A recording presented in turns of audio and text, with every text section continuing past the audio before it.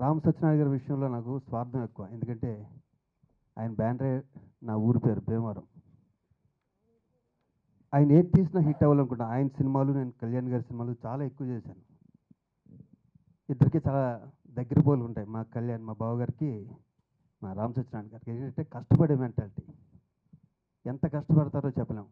వాళ్ళు ఇన్ని audio function ఆయన ఎలా చేస్తారు? ఆయనకి వెళ్తే ఒక సీరియల్ తెద్దామంటే చెమటలు పట్టేస్తున్నాడు ఒక ఎపిసోడ్ తీసేవాడికి. మరి ఇన్ని సినిమాలు ఎలా రిలీజ్ చేస్తారు, ఎక్కడ కొంటారు, ఏం చేస్తారో దేవుడికే తెలియాలి.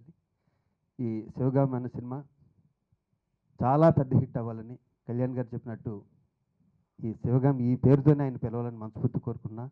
ఇంకా మంచి మంచి సినిమాలు అంతేయాలి. నాకు ఇండస్ట్రీలో రామానాయుడు గారు అంటే చాలా ఇష్టం.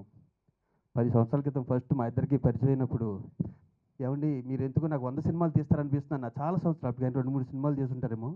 అప్పటి నుంచి ఆయన ఎప్పుడు నేను నాయుడు గారు అని పిలుస్తా, ఆయన ఏమో నన్ను చిన్నబాబు అని పిలుస్తుంటారు. మా ఇద్దరు రిలేషన్ ఇలాగే ఇప్పటికీ ఉంటుంది. ఆయన పెద్ద ప్రొడ్యూసర్ మనస్ఫూర్తి కోరుకుంటూ థ్యాంక్ యూ వెరీ మచ్.